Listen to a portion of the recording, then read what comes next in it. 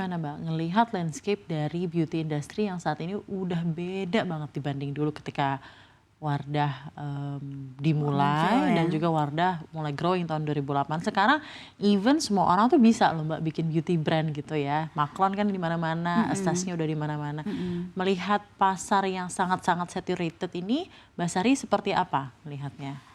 Kalau saya sih melihatnya gini sih, kita bisa melihat dari kayak saturated ya, brand juga jumlah kalau saya nggak salah tuh udah 1.000 lebih. Mhm, Kalau kita lihat dari notifikasi BPOM. Tapi menurut saya kita bisa lihat dari lensa lain. mhm, Karena kosmetik itu kan secara definisi Perbankes itu kan sebenarnya luas. mhm, Mulai dari mouthwash sampai mhm. maskara lah gitu Iya, istilahnya heeh. kan. Jadi kalau saya sih lebih suka ngelihatnya opportunity-nya itu kalau kita ngelihat em, per format itu berapa orang sih yang udah pakai gitu. Karena Mhm, sesimpel jadi istilah kita tuh penetrasi gitu. mhm, Jadi sesimpel deodoran. Buat mhm. Mbak Sarvina berapa berapa persen orang Indonesia pakai deodoran? Nggak tahu saya. Ini nggak saya kulik gitu.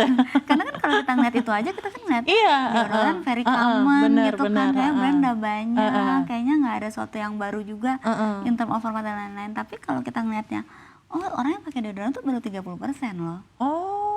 Kan jadi oh, beda kan, jadi opportunity-nya jadi iya iya kelihatan. iya, Jadi entering deodoran market masih menarik nggak? Ya masih menarik lah, ada 70% orang Indonesia yang belum mhm, pakai deodoran gitu. mhm Padahal mhm. deodoran should be hygiene aja kan, kayak Iya kita iya, sampoan heeh heeh pakai heeh, sabun kayak gitu sih. Jadi mhm, kalau dilihat, misal kalau kita lihat satu sisi ada 1.000 brand gitu kan, terus oh kayaknya ya udah banyak banget mhm, jumlah brand baru, tapi kalau mhm, kita lihatnya lebih detail lagi kayak mhm. performat, terus berapa orang yang udah pakai, menurut saya tuh seperti Pak Wamen Perin bilang, growth opportunity-nya masih gede sih. Masih ada ya, apalagi juga di Hmm, Indonesia populasinya ada 270-an juta, kebutuhannya iya, juga masing-masing, iya, selalu ada ya gitu. iya. Nah kemarin pas Covid kenapa tuh Mbak menelurkan 7 lini brand baru? Apakah hasil karena memang iseng pas Covid ataukah juga berdasarkan market research? Anda melihatnya ada behavior change yang Mbak Sari lihat Hmm. ketika pandemi, ternyata ada kebutuhan ini itu akhirnya dibuat jadi produk. Itu seperti apa? Karena kan dalam jangka waktu 3 sampai 5 tahun ada 7 produk yang dihasilkan, itu kan berarti a lot of R&D juga ya Mbak, gitu ya, Telat. dan big capex juga untuk membuat Iya. brand baru, gimana itu ceritanya Mbak? Jadi ceritanya adalah lagi-lagi consumer fokus sih. Kita Mhm, melihat memang dengan adanya sosial media, mhm, terus kemampuan ekonomi juga lebih baik. mhm, Orang lebih teredukasi lah untuk misalnya pakai sunscreen apa gitu. Kita melihat memang oh orang tuh nggak bisa di-serve dengan satu brand lagi ya. iya Jadi iya, kalau Mbak Safina ingat kan zaman dulu tuh kalau istilah marketingnya tuh ada mega brand. Misalkan kayak mhm, Wardah, Shiseido, Body Shop, misalnya brand yang kayak sabun ada, iya sampo iya ada iya, gitu kan. Terus kita mhm, melihat kesininya tuh nggak bisa kan. mhm, Orang tuh memang keinginannya udah lebih advance, mhm, udah lebih spesifik gitu. Kita jadi mhm, ngomongnya hyper segmented consumer. Jadi sebelum 2020 melanda, itu sebenarnya kita tuh udah ada on pipeline. mhm, Cuma pas 2020 itu kita kayak sempet sih 6 bulan itu kayak rating gitu kan. Oke, yang udah ada di pipeline ini mau di launch kapan ya? Jadi mhm, sebenarnya 7 brand itu udah ada di pipeline, cuman jadwal launchnya atau portofolio produknya yang kita godok lagi gitu oke, sih. Jadi mhm, makanya kayak oke,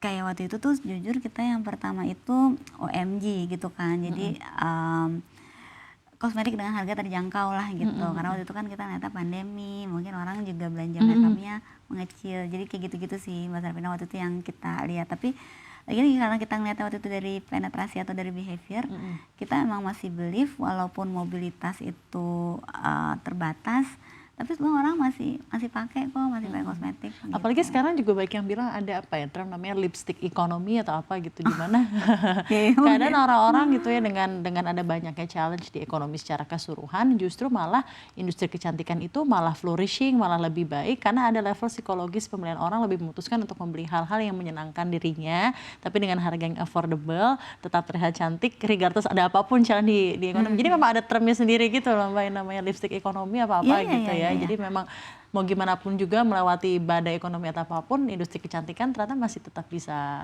kuat dan solid gitu ya. Ya dan kalau menurut saya sih kalau dibilang kecantikan aja enggak kok, mungkin Hmm, lebih ke leisure atau lifestyle ya. Karena kan misalnya kita bilang oke ekonomi lagi sulit. Leisure atau lifestyle Ya, tapi beli tiket konser susah Iya. loh. Ya kan? Kita suka nggak dapat, harus nge-war. Just tip bertebaran Iya, gitu iya. Padahal kan. katanya daya beli sedang lesu gitu Iya, ya. jadi Iya, iya. ya kita Oke. sih lihat ada itunya, tapi mungkin kalau saya sih Oke. melihat lebih ke payungnya dengan masyarakat Indonesia yang sekarang generasi mudanya banyak, Iya, generasi baik. mudanya juga lebih educated kan, maksudnya harus pakai sunscreen berapa banyak sih nggak sih, harus Iya, iya. vitamin C pagi itu kan jadi sangat aksesibel Baik. dibanding kita dulu mungkin harus baca majalah dulu Iya, gitu kan, atau harus nanya kakak kelas atau nanya kakak sepupu, sekarang kan Jadi udah kayak- sangat evolving ya dan udah Iya. bisa diakses di mana-mana juga informasi.